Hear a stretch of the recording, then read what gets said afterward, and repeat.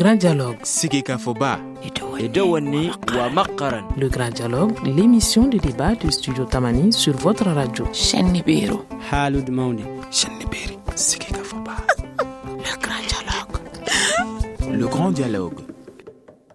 Mesdames, Messieurs, bonsoir. Nous sommes mardi 9 juin 2015. Bienvenue à cette émission et merci de nous recevoir chez vous si vous nous écoutez à travers nos stations partenaires. Aujourd'hui, nous avons décidé de faire le point sur la vaste campagne de distribution gratuite donc de moustiquaires imprégnés que vous avez dû constater auprès donc de chez vous.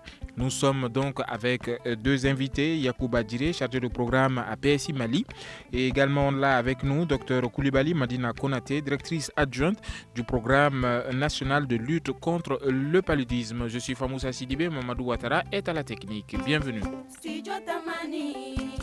Selon le ministère malien de la Santé et de l'Hygiène publique, en 2013, le nombre total des cas de paludisme enregistrés dans les établissements de santé était de 2 95 172 cas, avec 1643 décès.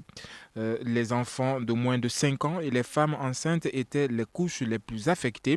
L'Organisation mondiale de la santé estime qu'entre 2000 et 2012, la mortalité liée au paludisme a diminué de 42% dans le monde et de 49% en Afrique. Pendant la même période, le taux de mortalité a baissé de 54% donc chez les enfants de moins de 5 ans en Afrique de l'Ouest.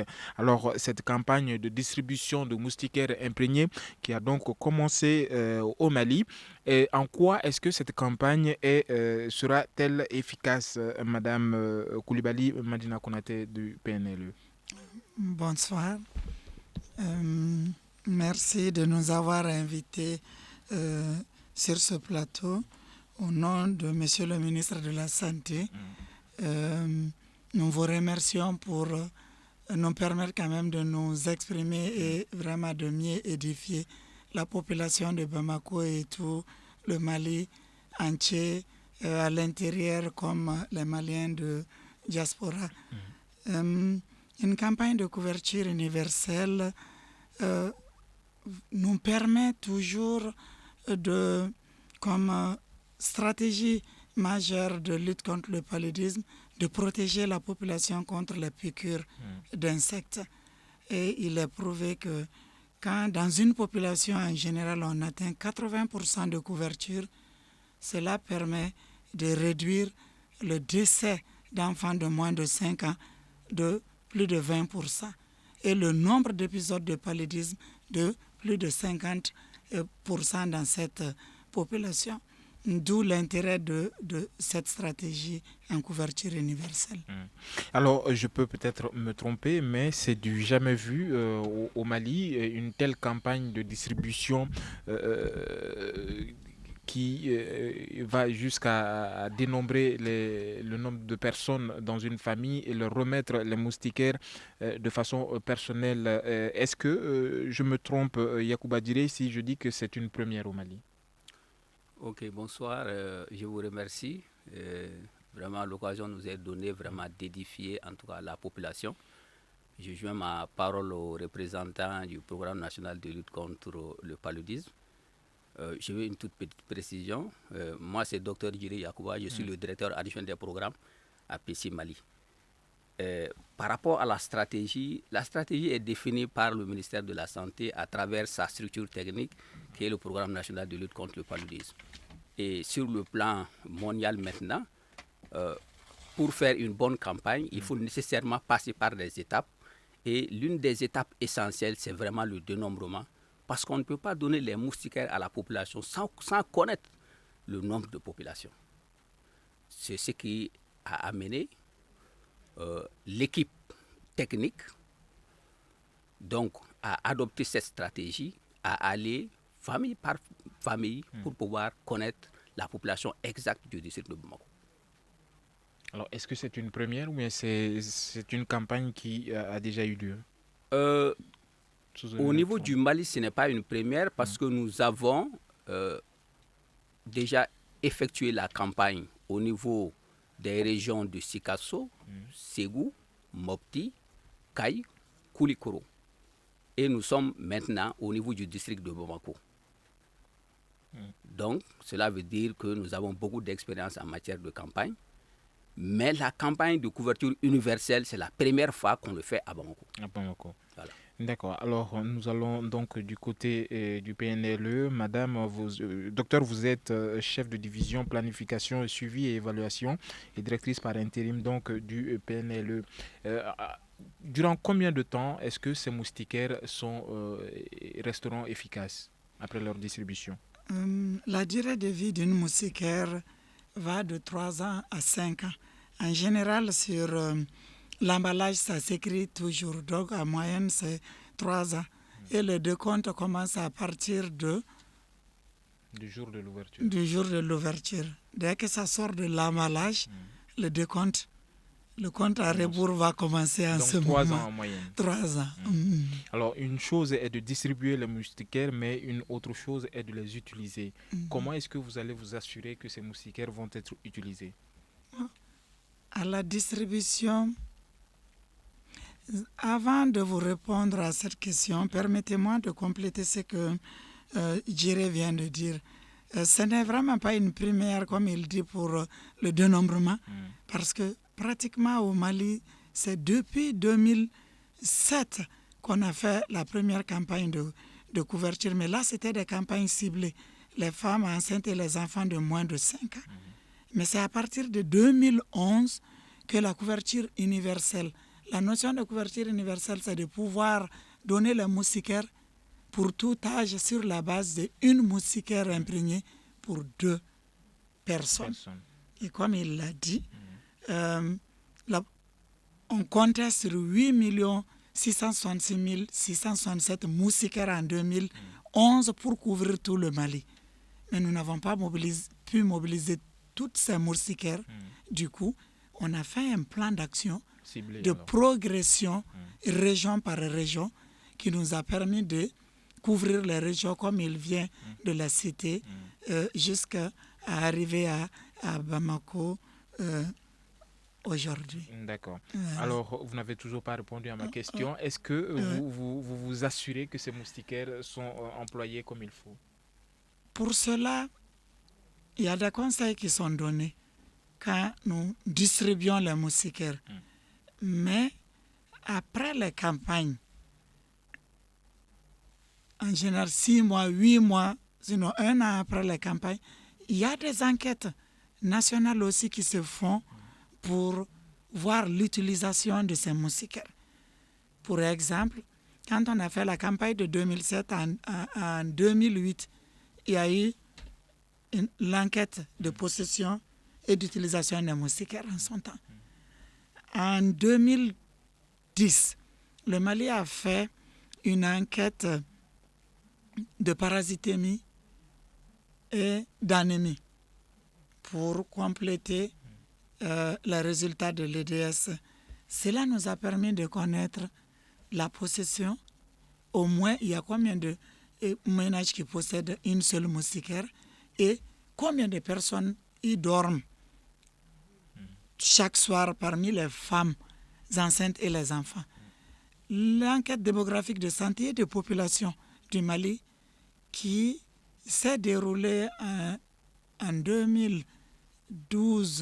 2012-2013 nous a permis de savoir que nous sommes à 84,84% de possession de moustiquaires, c'est-à-dire au moins il y a une moustiquaire imprégnée d'insecticides dans les ménages, dans 84,4% des ménages. D'accord. Voilà. Merci beaucoup, madame. Alors, docteur Djiré, vous êtes donc le directeur adjoint du programme PSI. Aujourd'hui, est-ce que vous aussi, au niveau de PSI, vous vous assurez de l'utilisation adéquate donc, de ces moustiquaires? Oui, ok. Comme vient de le dire docteur Koulibaly Madina, nous avons une stratégie de communication pour vraiment nous assurer de l'utilisation de ces moustiquaires. Vous pouvez le remarquer, avant même le dénombrement, après le dénombrement, pendant la distribution et après la distribution, les radios de proximité vont véhiculer des messages. Et nous avons choisi par aire de santé 5 radios qui vont donner l'information à la population pour qu'ils puissent utiliser les moustiquaires à tout temps. Donc nous avons vraiment des stratégies de communication, non seulement avec les relais qui sont en train de faire la distribution des moustiquaires, mais également avec les radios de proximité. Et même à la télé, vous pouvez le remarquer, il y a des émissions qui passent pour inciter les populations à dormir sous moustiquaires.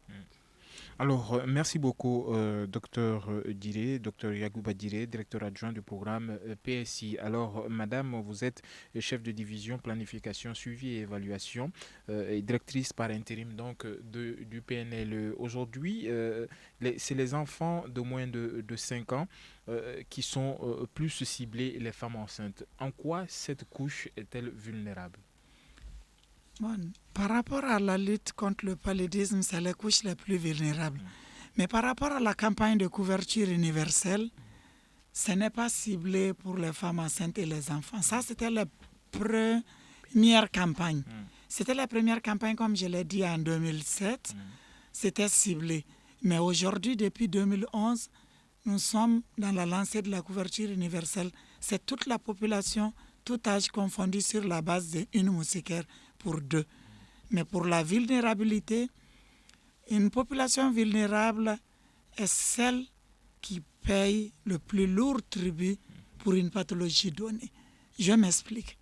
Quand tu vois les statistiques d'année en année, tu vas te rendre compte que les enfants de moins de 5 ans, c'est-à-dire ceux qui n'ont pas encore célébré leur 5e anniversaire, vous trouverez qu'il y a plus de cas parmi eux et le maximum de décès se trouve dans cette tranche. La femme enceinte, de par son statut, parce que la grossesse est un état où le fœtus, c'est comme un corps étranger qu'elle héberge, mais Dieu a su faire. Pendant la grossesse, il y a l'immunité de la femme qui va baisser pour qu'elle accepte, qu'elle supporte ce bébé en elle, voilà, jusqu'à l'accouchement. Cela fait qu'elle devient fragile, elle devient sujette aussi à des formes graves, souvent de paludisme. D'où la notion de couche vulnérable, parce que ces couches payent le plus leur tribut de la maladie.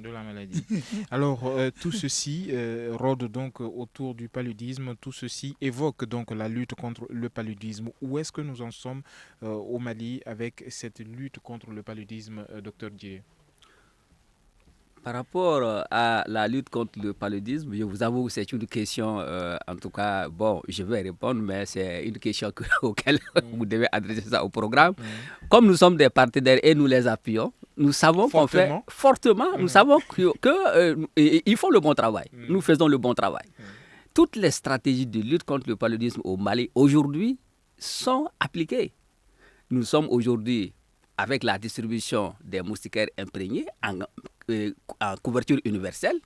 Mais en dehors de ça, vous savez qu'il y a les moustiquaires au niveau des structures de santé, comme elle l'a dit, pour les femmes enceintes et les enfants de moins de 1 an. Mais également, vous pouvez le constater, chaque année également, il y a ce qu'on appelle la pulvérisation intradomiciliaire qui se fait dans certains districts.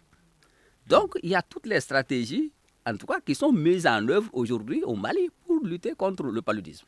Voilà. Alors, nous allons observer quelques secondes de pause avant de poursuivre avec la deuxième partie de cette émission. Vous écoutez Studio Tamani, votre avis nous intéresse. Écrivez vos commentaires et suggestions sur la page Facebook et dialoguez avec nous. Studio Tamani, c'est aussi les réseaux sociaux.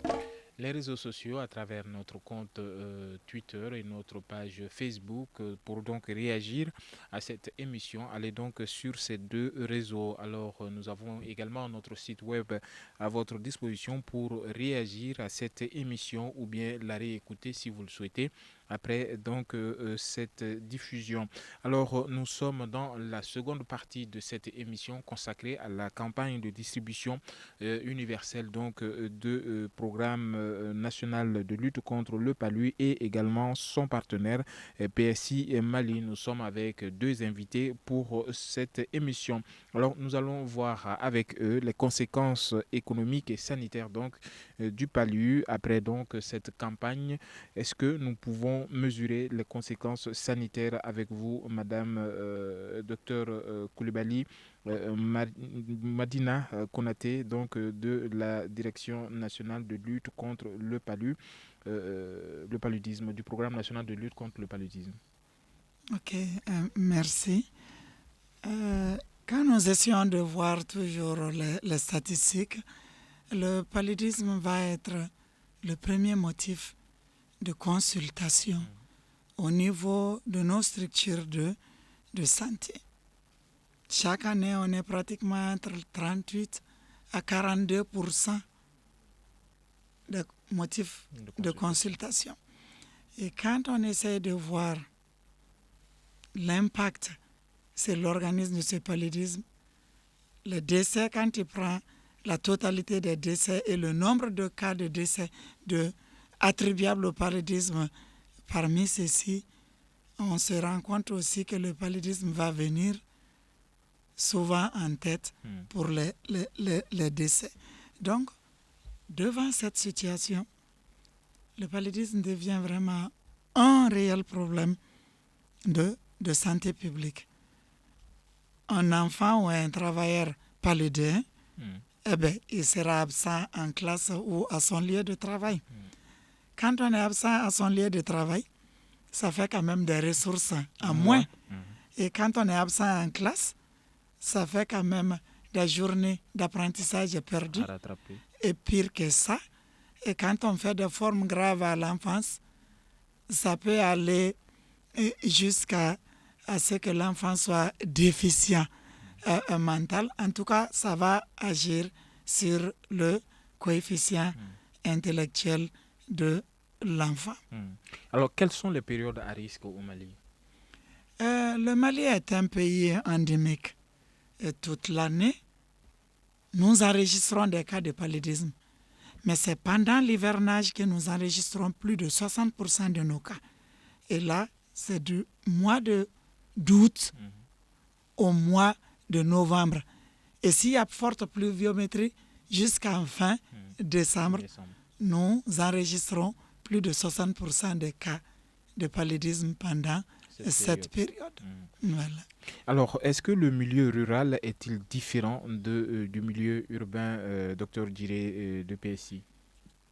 Par rapport à la différence entre le milieu rural et le milieu urbain, il faut relativiser. Au Mali, nous avons des zones où le paludisme sévit tout le temps, que ce soit en milieu rural ou en milieu urbain. Si je prends l'exemple de la région de Sikasso, la région de Sikasso est une région où la pluviométrie est très longue. Donc là, il n'y a pas question de milieu urbain et milieu rural. Toute la population est touchée pendant le même temps. Mais si vous venez à Bamako, on constate, les études ont montré que le paludisme n'est pas aussi très grave que comparativement à la région de Sikasso ou la région, par exemple, de Bopti. Vous voyez, par exemple, à Ségou, les zones de barrage, où il y a permanemment de l'eau, où toutes les conditions sont réunies pour la multiplication, en tout cas des moustiques, et surtout du vecteur qui transmet le paludisme qui est l'anophèle. Donc, cette différence entre milieu rural et milieu urbain, il faut relativiser. Nous avons des zones au Mali où, en tout cas, l'endémicité est la plus élevée. Mais si, à l'intérieur même d'une même région, vous pouvez voir souvent qu'il y a des différences. Si je prends l'exemple de la région de Kaï, il y a des régions, par exemple, comme Nioro-Yélémané, où les conditions ne sont pas très bien réunies, tandis qu'il y a des zones où la pluviométrie est, en tout cas, plus longue. Donc, vraiment, c'est en fonction, en tout cas, des critères bien spécifiques que le paludisme sévit, comme je l'ai dit, en fonction de la pluviométrie, en fonction, en tout cas, de la présence, en tout cas, de conditions géographiques. donc qui déterminent vraiment la prédominance du paludisme. Merci beaucoup, docteur Diré du PSI. Alors, madame, vous êtes donc au programme national de lutte contre le palu, PNLP. Aujourd'hui, est-ce qu'on peut dire qu'il y a des personnes qui sont immunisées contre le palu? Le paludisme est une maladie parasitaire du sang. Elle n'est pas immunisante. Mais quand on est dans une zone d'endémie stable, on est prémuni. On parle de prémunition. Comme vous et moi, nous sommes piqués par les moustiques, comme il a dit, l'anophèle femelle. Quand on est piqué par l'anophèle femelle infestée, nous faisons la pathologie, mais l'organisme va garder en mémoire. Donc l'organisme sait tenir et se défendre. Mais une fois que vous quittez cette zone d'endémie, vous vous retrouvez dans une zone hypo-endémique ou indemne de paludisme. Au bout de 6 mois, l'organisme perd ses défenses. Voilà, entre guillemets, cette immunité. Parce que c'est très précaire et vous devenez comme n'importe quel individu de cette zone indemne, donc très susceptible à faire le paludisme et surtout des formes graves parce que l'organisme n'a plus en mémoire cette défense. D'accord. Voilà. Alors, des explications très édifiantes donc concernant le palu aujourd'hui. Ce débat est consacré donc à la campagne de lutte, de distribution de moustiquaires, campagne universelle comme l'a dénommée Madame Coulibaly Madina Konaté, chef de division donc au niveau du programme national de lutte contre le paludisme. Alors, docteur Diré, vous êtes du PSI. Aujourd'hui, est-ce que vous avez des campagnes audiovisuelles qui accompagnent cette campagne de distribution? Oui, merci pour la question. Nous avons des campagnes audiovisuelles. Comme vous pouvez le remarquer, le début même de la campagne a commencé avec le lancement.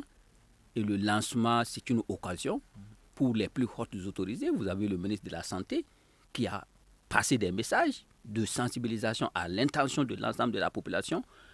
En plus de cela, à la télé, vous pouvez le constater, il y a des émissions à la télé qui apparaissent, qui sensibilisent la population. Il y a des sketchs également. Donc, nous avons beaucoup d'occasions, des supports. Que dites-vous dans ces campagnes? Dans ces campagnes, d'abord, nous insistons la population à utiliser les moustiquaires. C'est-à-dire, ne pas garder les moustiquaires à la maison, attacher les moustiquaires en tout temps. Il faut qu'ils dorment sous les moustiquaires. Parce que ce que nous avons constaté, c'est que souvent, vous pouvez le voir, après la pluie, les gens peuvent dire, bon, il n'y a plus beaucoup de moustiques. Or, les quelques moustiques qui existent peuvent transmettre le paludisme. Donc, il faut qu'on dorme, il faut qu'ils dorment tout le temps, en tout cas, sous la moustiquaire. Ensuite, il y a l'entretien de la moustiquaire également que les populations doivent comprendre.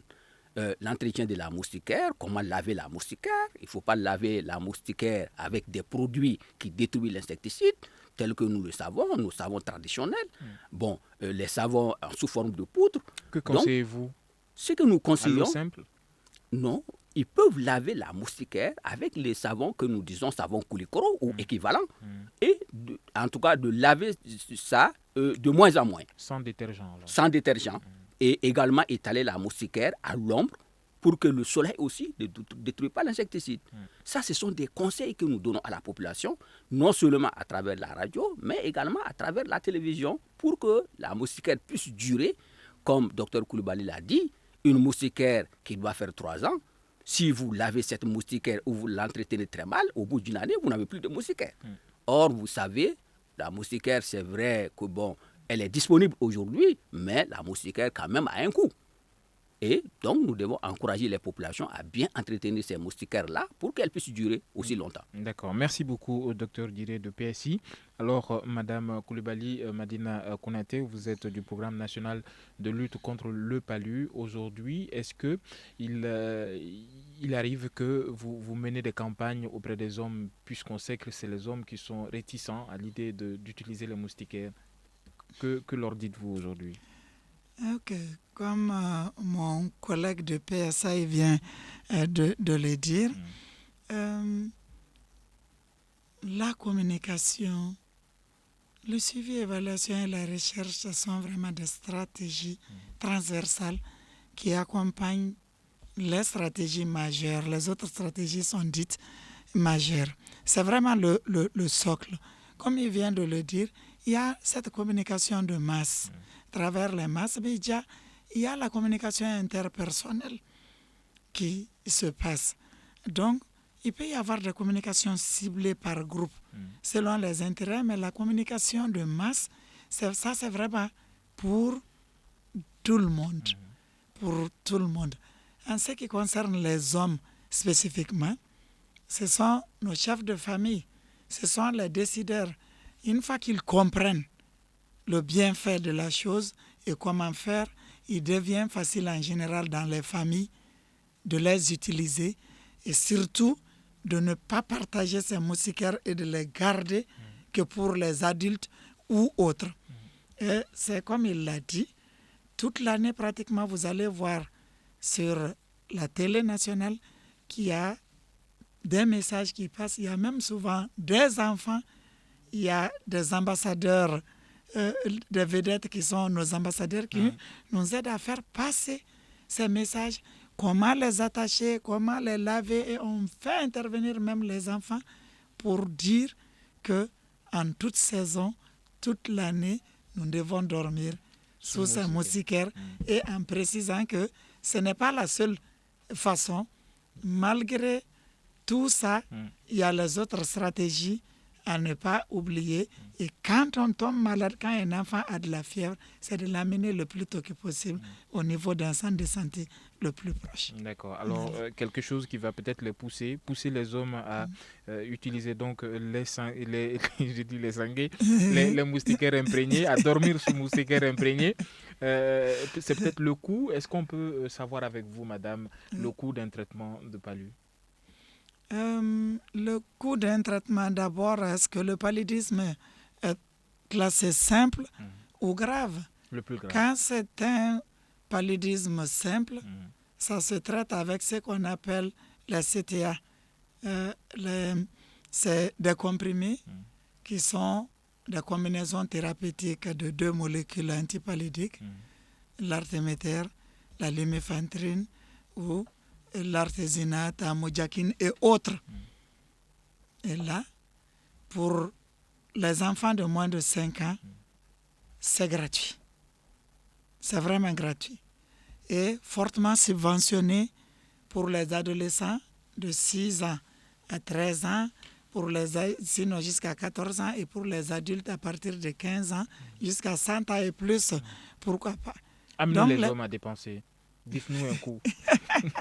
Si je le dis comme ça, parce que le coût est national. En tout cas, dans les structures publiques et parapubliques, le coût est national. Ça va aller de 500 et quelques jusqu'à peut-être 700 francs. Parce que je n'ai pas le coût devant moi, mais le coût est fixé par le ministère de la Santé. On achète à combien? Au niveau de la PPM, qui est la centrale d'achat. Les dépôts répartisseurs de cercle vont céder au CESCOM à combien et les CESCOM doivent vendre à combien. Le ministre de la Santé fixe cela. Quand c'est le paludisme grave, c'est soit traité avec la quinine injectable en perfusion de glucose 10%, c'est soit l'artéméter ou l'artésinate. Donc, dans les cas de paludisme grave ou compliqué, il y a plusieurs choses qui peuvent entrer en ligne de compte. C'est pourquoi je ne voudrais pas donner un coût en moyenne. Ça peut aller de 3 000 francs jusqu'à peut-être 20 000 francs, ça dépend. Quand un malade vient avec l'état du patient, le malade, un enfant qui vient avec une forte parasitémie, qui a convulsé, qui a déjà des complications neurologiques ou rénales, eh bien, le coût va être important. Du simple au double. Important. Voilà. D'accord. Merci beaucoup, madame. Nous allons observer quelques secondes de pause et nous reprendrons le cours de cette émission avec la dernière partie. Une réaction, Un avis, Un commentaire. réagissez sur la page Facebook de Studio Tamani et restez connectés avec nous. Studio Tamani sur les réseaux sociaux pour vous faire entendre. Studio Tamani, n'oubliez surtout pas de faire un tour sur notre site web www.studiotamani en un seul mot.org. Aujourd'hui, le Grand Dialogue réfléchit sur la campagne universelle de distribution de moustiquaires qui se déroule actuellement à Bamako. Alors, nous sommes avec deux invités et cette étape est donc consacrée à l'état de la recherche contre le paludisme. Où est-ce que nous en sommes, Dr Diré, de PSI Mali? Bon, par rapport à la recherche contre le paludisme, je veux dire ce que j'ai lu dans les, à travers l'information et également les sites web. Vous n'oubliez pas qu'à ça. Oui, non, en fait, nous avons une structure très renommée qui est le Malaria Training Research Center. Avec le professeur Ogobara, qui s'occupe de la recherche au Mali. Et je sais qu'ils sont en train de faire difficile beaucoup de choses. Difficile à mobiliser, je le rappelle. Voilà. Le professeur est très difficile à mobiliser. S'il nous écoute, alors oui. L'invitation est lancée. Oui, je comprends. Sinon, ils sont en train de faire un excellent travail, en tout cas en matière de recherche contre le paludisme. Et je sais qu'ils sont en train de faire des études même sur le candidat vaccin au Mali. Mais je ne peux pas parler à leur place. Ce que je peux vous dire aujourd'hui, c'est que nous concentrons nos efforts sur la prévention. La prévention contre le paludisme et la prévention, comme nous l'avons dit, l'une des premières stratégies, aujourd'hui, c'est la distribution des moustiquaires imprégnés en campagne universelle et en routine. C'est ce que nous sommes en train de faire. Et avec cette stratégie, nous sommes sûrs que nous allons pouvoir diminuer de beaucoup l'incidence du paludisme. Et comme le représentant du directeur du PNLP l'a dit, les dernières études qui ont montré que l'incidence du paludisme a beaucoup diminué au Mali, surtout l'incidence du paludisme grave. Donc nous sommes avec la prévention à travers les moustiquaires imprégnés. Il y a d'autres stratégies, mais en dehors de ça, je sais que, comme je l'ai dit, le MRTC est en train de faire de la recherche également sur plusieurs aspects, non seulement sur l'efficacité des médicaments, mais même le MRTC travaille avec d'autres laboratoires internationaux que je connais bien sûr, sur en tout cas ces questions de vaccins. D'accord. Voilà. Alors, ce n'est pas pour faire marginaliser une maladie par rapport à une autre, mais on a vu la mobilisation assez massive autour donc, du virus Ebola, le virus Ebola qui a trouvé, à qui on a trouvé des vaccins, même si ces vaccins-là sont expérimentaux aujourd'hui. Aujourd'hui, comment comprendre ce désintérêt pour le palu, madame? Bon, il n'y a pas de désintérêt pour le paludisme. Avant de vous répondre à cela, parce que Dr Diré n'était pas dans son rôle de pouvoir vous répondre par rapport à la recherche. C'est mon partenaire. Donc la recherche se trouve à plusieurs niveaux. Il y a la recherche fondamentale que le professeur l'équipe du professeur Ogobara Dumbo fait plus. Ils sont dans l'opérationnel, mais c'est le fondamental. Le rôle du programme et d'autres institutions, c'est la recherche opérationnelle. Nous en faisons avec beaucoup d'institutions, que ce soit le MRTC, comme il a dit, l'INRSP, il y a le CREDOS, il y a toujours dans l'INRSP la division médecine traditionnelle qui fait beaucoup. Qu'on oublie souvent. Qu'on ne devrait pas oublier, qui travaille beaucoup dans ce domaine et beaucoup d'autres institutions, bien sûr. La recherche fondamentale se fait pour montrer l'évidence base de quelque chose. C'est grâce à cette recherche fondamentale que nous avons su, on était jusqu'où on était arrivé dans la résistance à la chloroquine, par exemple. Au Mali, en Afrique, l'MRTC a contribué pour le Mali, en Afrique et même ailleurs. Et quand on a su cela, c'est avec ces résultats de l'équipe du professeur Ogobara Dumbo. Et c'est sur cette base de recherche des professeurs éminents comme le professeur Ogobara Dumbo, à travers tout le monde, il y a des groupes d'experts.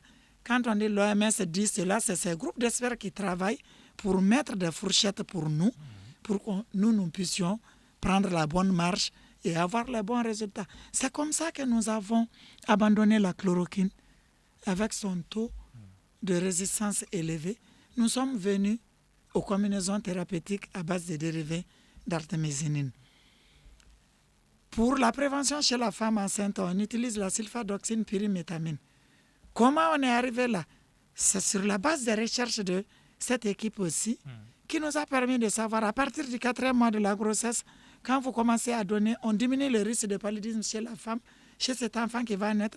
Donc on diminue du coup le risque d'avortement, de petits poids, de naissance, d'anémie et autres chez la femme. Et à combien de doses? Le vaccin n'est pas une priorité. C'est une priorité. Mais vous parlez de maladie à virus Ebola. C'est une maladie virale. Le paludisme est une maladie parasitaire. Quelle est la différence? Il y a une grande différence. Les virus donnent des pathologies virales. Ça, c'est une famille à part. Tu as des bactéries, les agents pathogènes, comme tu as des parasites. Un virus, quand il sort d'un organisme, en général, il peut mourir facilement. Mais quand il est au sein d'un organisme, il peut transformer tout pour lui-même et très fragiliser la personne. La maladie à virus Ebola est très fulminante, mais la rougeole est une maladie virale. Tu peux avoir une méningite virale, ainsi de suite. Mais pour le cas du paludisme, ce parasite a un comportement qui fait aujourd'hui que tous les candidats vaccins utilisés, arrivés à un certain stade, ils se rendent compte qu'il y a de telles choses à résoudre. Il y a des vaccins qui sont avancés, mais on n'a pas aujourd'hui de vaccin pour qui on peut dire quand on va l'utiliser, il y aura 80% de protection, il y aura ceci, et c'est chaque 3 ans qu'il faut le faire. Aujourd'hui, nous n'en sommes pas là. C'est vraiment lié à l'agent pathogène, à son comportement, à son intelligence. Donc, c'est pas par manque de mobilisation. Non. Alors, en quoi est-ce que la du médecine traditionnelle est-elle différente aujourd'hui? Est-elle efficace, plus efficace que d'autres médecines? Vous savez, en termes de lutte contre le palu. La médecine traditionnelle utilise quoi? C'est la nature. N'importe quel médicament, quand on parle de dérivés d'artémisinine, ça vient d'un arbre ou d'un arbuste. La médecine traditionnelle, c'est cette recherche pour... Je ne suis pas pharmacienne. C'est cette recherche pour connaître la valeur. La valeur, que ce soit de guérison, que ce soit de soulagement, de tout produit dans cette nature qui puisse aider à faire avancer cette médecine conventionnelle. C'est les arbres, c'est les algues, c'est les champignons, tout est lié autres. En fait. Tout est lié. Tout est lié. D'accord. Donc, chez nous-mêmes, il y a des arbres qui ont quand même des effets antipaludiques qui sont connus, qui sont produits aujourd'hui, qui sont en gélule, qui sont en comprimé, qui sont sur la liste nationale des médicaments essentiels et qui se trouvent en pharmacie. En pharmacie. D'accord. Voilà. Merci beaucoup, madame. Et mes excuses pour l'insistance par rapport à certains détails. Alors, je vous en prie. docteur Djiré, vous êtes à PSI Mali. Aujourd'hui, quel est votre plus grand défi en termes de lutte contre le palu à PSI? Ok. En termes de lutte contre le paludisme à PSI, les défis que nous avons, c'est vraiment appuyer le ministère de la Santé. Comme vous le savez, nous sommes un partenaire, en tout cas une structure d'exécution, et en collaboration avec le PNLP, nous appliquons les stratégies. Et notre défi aujourd'hui, c'est de faire en sorte que toutes les stratégies en matière de lutte contre le paludisme puissent être vraiment, en tout cas, appliquées au Mali. Pour cela, nous apportons notre concours en termes de financement, en termes d'appui technique. Et les défis que nous avons, comme vous le voyez, nous avons commencé une campagne de couverture universelle depuis 2011 dans la région de Sikasso. Mais c'est cette année que nous sommes arrivés à Bamako. Cela veut dire qu'il y a en tout cas beaucoup d'étapes à franchir en passant par la mobilisation des ressources, les aspects de préparation technique, tout. Donc, nous faisons en sorte de venir en aide au gouvernement à travers le PNLP pour que, en tout cas, on puisse avoir les ressources nécessaires, on puisse avoir les compétences nécessaires, on puisse avoir tout ce que nous voulons pour pouvoir, en tout cas, utiliser ces stratégies-là. Donc, vraiment, nous sommes avec le gouvernement et nous sommes prêts, vraiment, chaque fois que nous sommes sollicités, à venir en appui pour pouvoir, en tout cas, être efficaces en matière de lutte contre le palud. Alors, merci beaucoup, docteur Diré. Madame, je reviens vers vous. Cette émission, le studio Tamani, est très écoutée en milieu rural. Aujourd'hui, les populations ont besoin de savoir. Vous avez évoqué tout à l'heure tout le mérite qui revient à la médecine traditionnelle. Quels sont les arbres aujourd'hui que vous connaissez et qui sont efficaces par rapport à la lutte contre le palud? Si vous pouvez même dire les noms en bambara. Bon. Je ne pense pas que je vais m'aventurer loin dans ça. L'équipe du professeur Drissa Diallo serait mieux placée et apte s'il m'écoute. Ce serait l'occasion de les inviter. Vous allez être agréablement surpris de tous ceux qui sont en train de faire. Mais vous avez le malarial. Le nom de vente, il y a le malarial qui est déjà vraiment fin prêt en pharmacie. Le malarial est en pharmacie. C'est à base de quoi? Les produits chimiques, je ne m'aventurerai pas parce que quels sont les arbres qui sont utilisés, je ne pourrais m'aventurer vraiment dans cela. Voilà. Je préférerais que ce soit quelqu'un de l'équipe du DMT qui puisse largement en parler. Alors, quel genre de souffrance est-ce que les femmes rurales subissent à cause du palud, madame? Une femme est égale à une femme pour moi, qu'elle soit du milieu rural ou du milieu urbain. Mais qu'est-ce qui se passe en milieu rural, même en milieu urbain? De par notre culture et l'organisation sociétale, je n'ai rien contre. La décision ne nous revient pas. Elles, quand elles ont besoin de soins, même si elles souffrent, elles ne peuvent pas venir d'elles-mêmes au centre de santé. Parce que la décision se prend ailleurs. Peut-être même que ce n'est pas le mari. C'est le chef de famille qui prendra la décision de venir. Elles sont femmes. Elles sont mères. Tu as un jeune enfant de 2 ans. Tu es enceinte pour un enfant que tu attends. Quand tu n'es pas protégé contre le paludisme, l'enfant qui est en ton sein risque des problèmes comme toi-même. Le tout petit que tu traînes avec toi est susceptible à la maladie. Moi, je pense que par rapport à la lutte contre le paludisme, elle est vraiment au centre de nos préoccupations parce qu'elle est vulnérable quand elle est en grossesse. Elle est vulnérable quand c'est l'enfant qui est malade. Elle est vulnérable quand c'est le mari qui est encore malade. Voilà. Merci beaucoup, madame. Un dernier mot peut-être pour PSI. Un dernier mot, docteur Diré? Bon, pour appuyer ce qu'elle vient de dire, c'est que ce que nous faisons, c'est œuvrer pour soulager la souffrance des populations. Et vous le savez aussi bien que moi, que la femme constitue en tout cas le moteur, en tout cas de la famille. Tout tourne autour de la femme, comme on a l'adage de le dire, quand le mari tombe malade, c'est la femme, quand l'enfant tombe malade, c'est la femme. Donc, vous voyez, même en matière de lutte contre le paludisme, les stratégies ont été axées d'abord sur la femme et l'enfant. C'est maintenant qu'on est en train d'aller à la couverture universelle. Donc, ce que je veux dire, c'est que vraiment, mettons l'accent sur les groupes cibles, mais on n'oublie pas également la population générale. D'accord. Merci à vous, docteur. Nous avions 2 docteurs avec nous. Docteur Koulibaly Madina Konaté, qui est donc chef de division évaluation, planification, suivi et évaluation au programme national de lutte contre le palud. Le docteur Diré était également avec nous, directeur adjoint du programme PSI. Merci à vous. Merci monsieur. Merci madame pour votre disponibilité. Je suis Famoussa Sidibé. Salim Djouara est à la régie vidéo, Mamadou Ouattara est à la technique, Ousmane Diadje Touré a réalisé cette émission. Nous vous disons à demain, bonsoir et très bon moment donc en notre compagnie.